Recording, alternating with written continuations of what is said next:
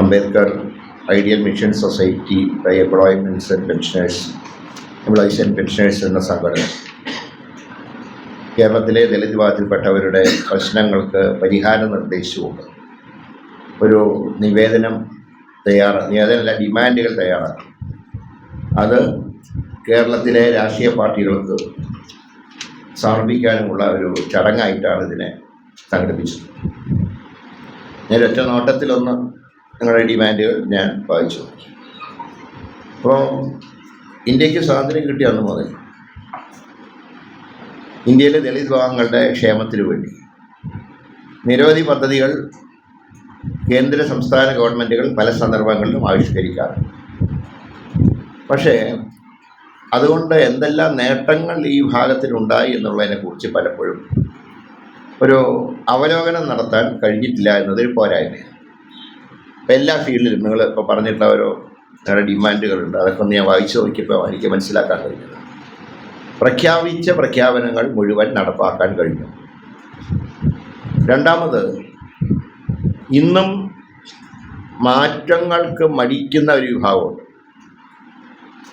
ഇപ്പോൾ ഈ അടുത്ത ദിവസങ്ങളായിട്ട് കൂടൽമാണിക്യം ക്ഷേത്രത്തിൽ ഒരു ഉദ്യോഗസ്ഥനെ വെച്ചതും ശാന്തിക്കാരനെ വെച്ചതുമായിട്ടുള്ള കാര്യങ്ങളുണ്ടായിട്ടുള്ള തർക്കങ്ങൾ. ഇപ്പോൾ കേരളത്തിൽ ഇതാണ് സ്ഥിതിയെങ്കിൽ മറ്റ് സ്റ്റേറ്റുകളുടെ കാര്യം പറയുന്നത്.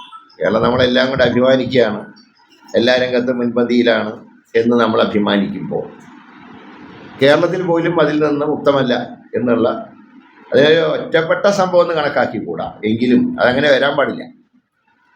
ശരിക്കും പറഞ്ഞാൽ ഈ പുരാണങ്ങളിൽ പറയുന്നത് വേദങ്ങളും ഉപനിഷത്തുക്കളും ആര് സ്വായത്തമാക്കുന്നു, അദ്ദേഹത്തിൽ ബ്രാഹ്മണ്യമുണ്ടെന്ന്.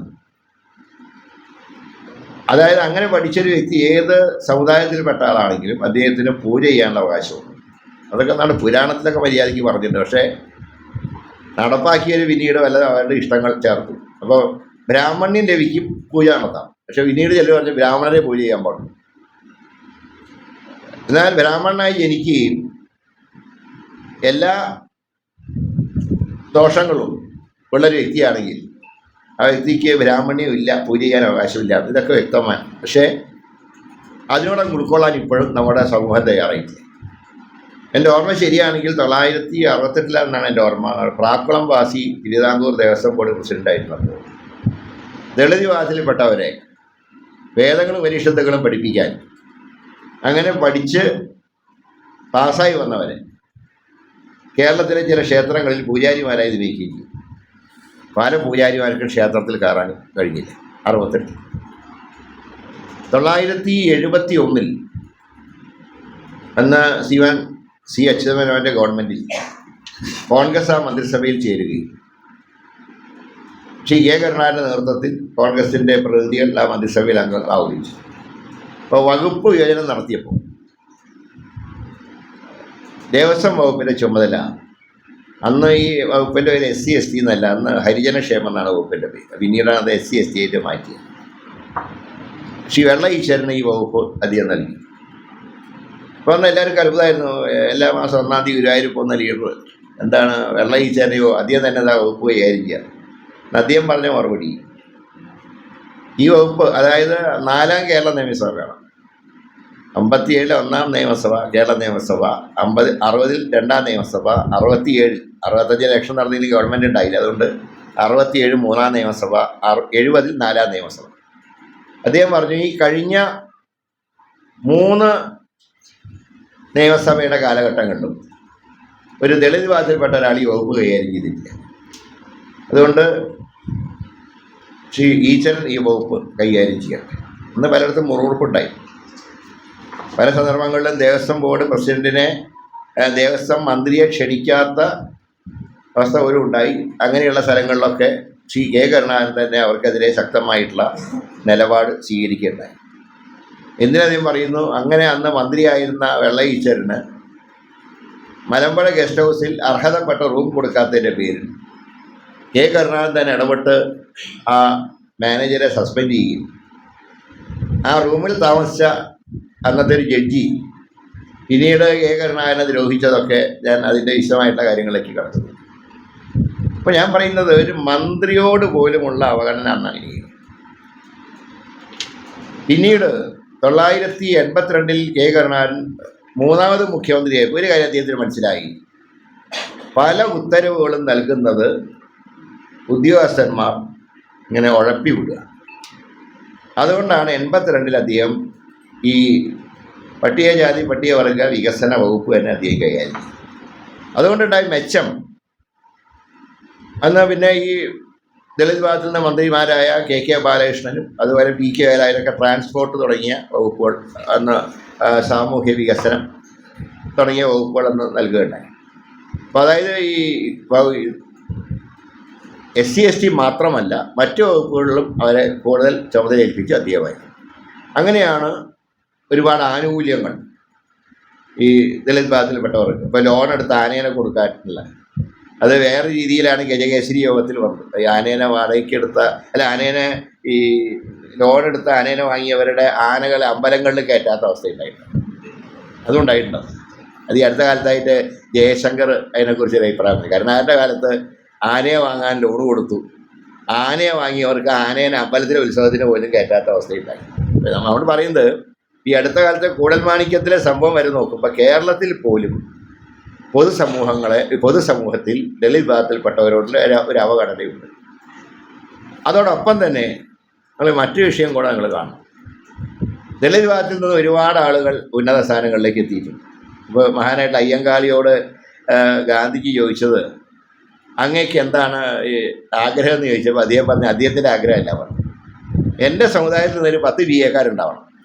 100 വർഷങ്ങൾക്ക് മുമ്പ് മഹാനായിട്ടുള്ള അയ്യങ്കാളി മഹാത്മാഗാന്ധിയോട് പറഞ്ഞൊരു വാചകമായിരുന്നു. ഇന്ന് 10ഒന്നുമല്ല, ഒരുപാട് BA-ക്കാരുണ്ടായി, IAS-കാരുണ്ടായി, IPS-കാരുണ്ടായി, ഇന്ത്യയുടെ രാഷ്ട്രപതി സ്ഥാനത്തേക്ക് വരെ ദളിതർ എത്തിച്ചേർന്നു. പക്ഷേ അപ്പോഴും ഒരു കേരളത്തിലേക്ക് ഒരു മുഖ്യമന്ത്രിയോ ഇന്ത്യയിലേക്ക് ഒരു പ്രധാനമന്ത്രിയോ ദളിത് വിഭാഗത്തിൽപ്പെട്ടവരുണ്ടായില്ല. ഏതാണ്ട് അടുത്തെത്തിയതാണ് ജഗ്ജീവൻ റാം. പക്ഷേ കപ്പിനും ചുണ്ടിനും ഇടയിലാണ് അദ്ദേഹത്തിന് അവകാശം നഷ്ടപ്പെട്ടു പോകുന്നത്. പിന്നെ അങ്ങനെ ഉന്നത സ്ഥാനങ്ങളിലെത്തിയ പലരും, ഞാൻ ആരെയും വില കുറച്ച് കാണിക്കുകയില്ല, അങ്ങനെ സമുദായത്തിൻ്റെ പേരിൽ ഉന്നത സ്ഥാനങ്ങളിലെത്തിയവർ ആ സ്ഥാനങ്ങളിലെത്തുമ്പോൾ വിവാഹം പോലും സ്വന്തം സമുദായത്തിന് കഴിക്കാൻ മടിച്ച കുറേ ആൾക്കാരും. അതിലിപ്പോൾ നമ്മൾ മറ്റുള്ളവരെ കുറ്റം പറഞ്ഞിട്ട് കാര്യമില്ല. ഇവരൊക്കെ സമുദായത്തിൻ്റെ കെയർ ഓഫിലാണല്ലോ ഈ വളർന്നത്. അല്ലാണ്ട് സ്വന്തം പ്രയത്നം ഉണ്ടാവും, സ്വന്തം പ്രയത്നം പ്ലസ് സമുദായത്തിൻ്റെ ആനുകൂല്യം. ഇപ്പോൾ നല്ല പഠിക്കാൻ മിടുക്കാനാണ് എന്ന് വിചാരിച്ചിട്ട് വീട്ടിൽ പഠിക്കാനുള്ള കാശില്ല, അപ്പോഴെന്ത് ചെയ്യും? ഒരു ദളിത് വിദ്യാർത്ഥിയാണെങ്കിൽ അവർക്ക് അതിൻ്റെ സഹായം കിട്ടും. അത് ജയിച്ചു പിന്നെ സ്ഥാനത്തെത്തും. എത്തിക്കഴിഞ്ഞാൽ എന്ത് ചെയ്യും? എന്നാൽ പിന്നെ നല്ല മറ്റ് സമുദായങ്ങളിൽ നിന്ന് കുറച്ച് ആൾക്കാരെ നോക്കുക എന്നൊക്കെ പറയുന്നൊരു സിസ്റ്റമുണ്ട്. അതും ഈ സത്യം പറഞ്ഞാൽ ഈ സമുദായത്തിൻ്റെ വളർച്ചയൊരു പരിധി വരെ ബാധിച്ചിട്ടുണ്ട്. പിന്നെ ഇന്നത്തെ ഒരു സാഹചര്യത്തിൽ ഒരു പ്രയാസം എന്ന് പറയുന്നത്, ഇപ്പം നമുക്കറിയാം കേരളത്തിലെ വിദ്യാർത്ഥികൾ ഇപ്പോൾ അധികം കുട്ടികളും പുറത്തേക്ക് പോവാം. പല കാരണങ്ങളുമുണ്ട്. PC-മാരും ഗവൺമെൻറ്റുമായിട്ടുള്ള വഴക്കൊക്കെ കാരണമുള്ള സംഘർഷങ്ങൾ. ഒരുപാട് കുട്ടികൾ പോകുന്ന കുട്ടികളുടെ എണ്ണം കുറഞ്ഞോ കൂടിയെന്നുള്ളതല്ല ചർച്ച. എണ്ണം കൂടിയെന്നുള്ള അഭിപ്രായക്കാരനാണ് ഞാൻ. കാരണം ഞാൻ ഈ എൻ്റെ പഴയ നിയോജകമണ്ഡലത്തിലെ പല മരണ വീടുകളും മുതലാണ്. എവിടെ ചെല്ലുമ്പോഴും ഇന്നിപ്പോൾ മരണം നടന്നാൽ ശവസംസ്കാരം എന്നാ നടത്തുക എന്ന് പറയാൻ കഴിയില്ല, കാരണം മക്കൾ വിദേശത്ത് വരണം. അപ്പോൾ അങ്ങനെ വിദേശത്തേക്ക് കുട്ടികൾ പോകുമ്പോൾ അപ്പോൾ ഞാൻ പല വീടുകളിൽ ചെന്നിട്ട് ചോദിക്കും, മക്കൾ എന്ത് ചെയ്യുന്നു? അവർ വിദേശത്താണ്, അവിടെ പഠിക്കുക. അപ്പോൾ ഞാൻ ചോദിച്ചു, എന്തിനാണ് നിങ്ങൾ മക്കളെയൊക്കെ വിദേശത്ത് അയക്കുന്നത്? എന്തിനാ? ഇവിടെ പഠിപ്പിച്ചാൽ പോലെ, ഇവിടെ ഈ സ്റ്റാൻഡേർഡ് ഇല്ലേ? അപ്പോൾ അവർ പറയും, എന്ത് ചെയ്യാനാണ് സാറേ, ഇവിടെ പരീക്ഷ മര്യാദയ്ക്ക് നടക്കുന്നുണ്ടോ? പരീക്ഷ നടന്നാൽ റിസൾട്ട് മര്യാദയ്ക്ക് വരുന്നുണ്ടോ? റിസൾട്ട് വന്നു കഴിഞ്ഞാൽ അവരുടെ സർട്ടിഫിക്കറ്റ് ഒപ്പിടാൻ സ്ഥിര PC-മാരുണ്ടോ? അതാണ് ഞങ്ങൾ ഇല്ലാത്ത കാശ് കടം വാങ്ങി വിദേശത്ത് അയച്ചു. പക്ഷെ ഞാൻ പറയുന്നത്, അങ്ങനെ വിദേശത്തേക്ക് അയക്കുന്ന കൂട്ടത്തിൽ പലപ്പോഴും ദളിത് വിഭാഗത്തിൽപ്പെട്ടവർക്ക് അയക്കാൻ കഴിയാറില്ല. എന്താ കാരണം? അവർക്ക് വളരെ തുച്ഛമായിട്ടുള്ള വരുമാനമാണ്, വായ്പ എടുക്കാനുള്ള സൗകര്യങ്ങൾ പോലും ലഭിക്കുന്നില്ല. ഇങ്ങനെയൊക്കെയുള്ള ഒരുപാട് പോരായ്മകളുണ്ട്. അപ്പോൾ ചുരുക്കി പറഞ്ഞാൽ സ്വാതന്ത്ര്യം കിട്ടി ഇത്രയും വർഷങ്ങൾക്ക് ശേഷം ഉള്ള പ്രവർത്തനങ്ങൾ ഒരുപാട് നടന്നു എന്നുള്ള യാഥാർത്ഥ്യമാണ്. പക്ഷേ അതിൻ്റെ മൊത്തം ഗുണം കിട്ടിയിട്ടില്ല. അപ്പം ഞാൻ തന്നെ എൻ്റെ പാർട്ടിയിൽപ്പെട്ട ഒരു നേതാവ്, ദളിത് വിഭാഗത്തിൽപ്പെട്ട ഒരു നേതാവ്, അദ്ദേഹം പാർട്ടി സ്ഥാനാർത്ഥിയായിട്ട് നിയമസഭയിലേക്ക് മത്സരിച്ച ഒരാൾ കൂടിയാണ്. പക്ഷെ അദ്ദേഹത്തിൻ്റെ വീട്ടിൽ മരണം ഉണ്ടായപ്പോൾ ഞാൻ അദ്ദേഹത്തിൻ്റെ വീട്ടിൽ പോയി. ഞാൻ അത്ഭുതപ്പെട്ടു പോയ ഒരു കാഴ്ച, ഷീറ്റ് വലിച്ചു കെട്ടിയ പൊളിഞ്ഞ ചുവരുകളുള്ളൊരു വീടാണ് അദ്ദേഹത്തിൻ്റെ വീട്, തലസ്ഥാനത്ത് തന്നെ. അപ്പം ഞാൻ ഓർത്ത് അവൻ ഇയാൾ ഈ വീട്ടിൽ നിന്നാണോ ദിവസേന പാർട്ടി പ്രവർത്തനത്തിന് വരുന്നത്? അപ്പം തലസ്ഥാനത്ത് പോലും വീടില്ലാത്തവരുണ്ട്. എന്നാൽ പദ്ധതികളിലുണ്ട്. കേന്ദ്രത്തിന് പദ്ധതിയുണ്ട്, സംസ്ഥാനത്തിന് പദ്ധതിയുണ്ട്, ലോക്കൽ ബോഡിക്ക് പദ്ധതികളുണ്ട്. പക്ഷേ ഇതൊക്കെയാണെങ്കിലും നല്ലൊരു വീട് പോലും ലഭിക്കാത്ത എത്രയോ ആളുകളുണ്ട്. അത് മഹാഭൂരിപക്ഷവും പട്ടികജാതി പട്ടിക വിഭാഗത്തിൽപ്പെടുന്നവരാണ്. അതുപോലെ തന്നെ ഉമ്മൻചാണ്ടിയുടെ ക്യാബിനറ്റിൻ്റെ സമയത്ത് അന്ന് ഈ വനിതകൾ ഞങ്ങൾക്കന്ന് ഒരു വനിതയെ ജയിച്ചിട്ടുണ്ട്. അന്ന് മാനന്തവാടിയിൽ നിന്ന് PK ജയലക്ഷ്മി. അപ്പോൾ ജയലക്ഷ്മി പട്ടിക വിഭാഗത്തിൽപ്പെട്ട ആദിവാസി സമൂഹത്തിലെ ഒരു അംഗമാണ്. അപ്പം അന്ന് ഞങ്ങൾക്ക് ആ ഒറ്റ വനിതയുള്ളതുകൊണ്ട് ആ വനിതേനെ മന്ത്രിയാക്കണം, എല്ലാവരും കൂടെ യുനാനിമസ് ആയിട്ട് തീരുമാനിച്ചു. അപ്പോൾ ചിലരൊക്കെ പറഞ്ഞു, ഇപ്പോൾ STക്ക് മന്ത്രി ഉണ്ടല്ലോ, ആ മന്ത്രിക്ക് SCയുടെ കൂടെ ചുമല കൊടുത്താൽ ബാക്കിയുള്ളത് മറ്റുള്ളവർക്ക് കൊടുക്കാൻ. പക്ഷെ അന്ന് ഉമ്മൻചാണ്ടി ഒരു സ്റ്റാൻഡ് എടുത്തു. നമ്മളിപ്പോൾ ഇവരാക്കിയത് ST എന്നുള്ള പരിഗണനയിലല്ല ആക്കിയത്. നമുക്ക് വനിതകളാരും ഇല്ല, വനിതകളാരും ജയിച്ചില്ല. അപ്പോൾ ജയിച്ചൊരു വനിത ഇയാളുടെ ജാതിയും അതൊന്നും നോക്കണ്ട, ആരും ക്യാബിനറ്റ് എടുക്കുക. പക്ഷേ SCക്ക് സ്ഥിരമായിട്ട് കൊടുക്കുന്ന ഒരു സിസ്റ്റം നമുക്കുണ്ട്, അത് കൊടുത്തേ പറ്റും. അങ്ങനെ 2 മന്ത്രിമാരുണ്ടായി. ആദ്യമായിട്ട് SC ST മന്ത്രിമാരുണ്ടായതെന്നാണ്.